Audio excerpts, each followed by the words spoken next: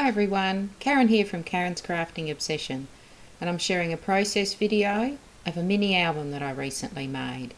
I start with some chipboard discs and a paper pad. This one's the Blossom paper pad from Paper House Productions, and what I do is I glue the paper to each side of the chipboard discs. I like to use a PVA type glue and I paint it on with a paintbrush, trying to get nice even coverage, and then I think about the placement on the paper and stick it firmly down. I do this with each of the discs on both sides and I cut around it.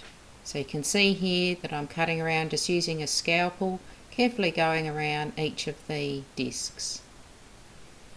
Once I've gone around each one, I also remember the little hole at the top so that each of the discs can be joined together. I like to sand or distress the edges of my chipboard, just using a distressing tool here, and you can see that I've now covered both sides of each of the discs. In order to cover up the edge of the discs, I'm just applying some white paint around the edge. Just also adds to that distressed. Once the paint and the glue is thoroughly dry, and this can often take overnight, I'll continue with making my mini album.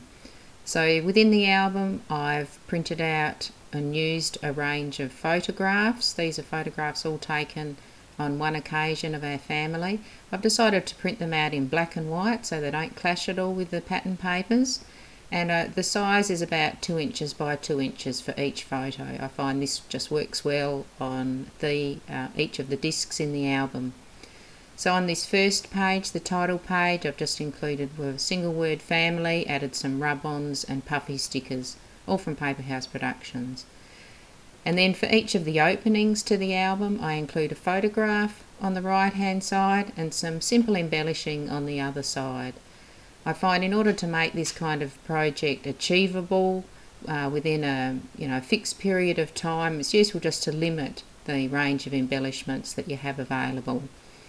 So I've mainly used some cork stickers, some other stickers, some sticky back pearls, some rub-ons and some snapshots. So I go through with each of the openings to the album, adding some words. It's fantastic to have each of the cork sheets on clear acetate pages. You can sort of lay them around and see how it might look as you're working. I think with these sort of things, my philosophy is often less is more. It's nice for the photos to be able to shine without too much over embellishment. Mini albums like this are fantastic for presents, for birthdays or for Christmas. Even just a great keepsake for yourself, for each of your children. It's a fun thing to do with a collection of photographs from a certain event, be it a professional photography session or Christmas event or a birthday. Just a lovely keepsake. After I've finished adding embellishments to most of my discs, I like to put all of the discs together in order and add the ring to join them together. And then I like to look at each of them separately again, and sometimes I'll decide to add some more embellishments in places, perhaps some more pearls or rub-ons. It's often useful to do that at the end. You can see how the whole project has come together. On the back I've decided to add some more rub-ons, lovely rub-ons available from Paper House Productions, very easily to apply.